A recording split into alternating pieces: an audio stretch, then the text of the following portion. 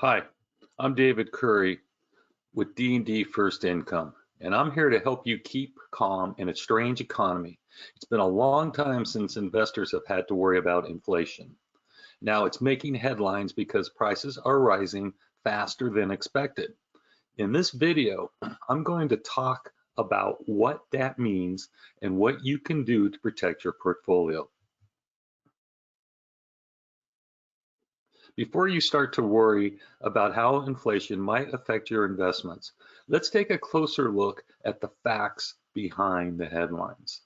First, what exactly is inflation? While it may sound like cause for panic, inflation simply refers to the gradual rise in prices over time, meaning the dollars you have today won't stretch as far tomorrow. This often happens because when there's more demand than supply, prices will go up. And when an external event like a natural disaster or a pandemic makes it hard for companies to produce enough to keep up with consumer demand, they can raise their prices, resulting in inflation. Now, this isn't necessarily a bad thing. Stable, predictable inflation is actually considered a good sign for a growing economy. Second, why is inflation rising? Inflation is rising because prices are increasing faster than usual. But it's useful to know that most measures of inflation compare what's happening now with what was happening a year ago. And at this time last year, the US economy shut down because of COVID-19.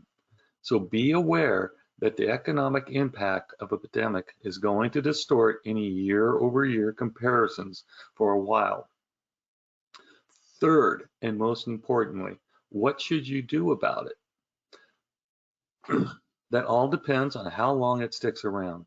Many economists are expecting inflation to increase in the short term, but not to affect the economy as much as it has in the past. And the Federal Reserve is keeping a close eye on the situation. If it looks like inflation isn't going to settle down later this year, they may take action to keep it in check. Either way, the important thing is to avoid making knee-jerk reactions.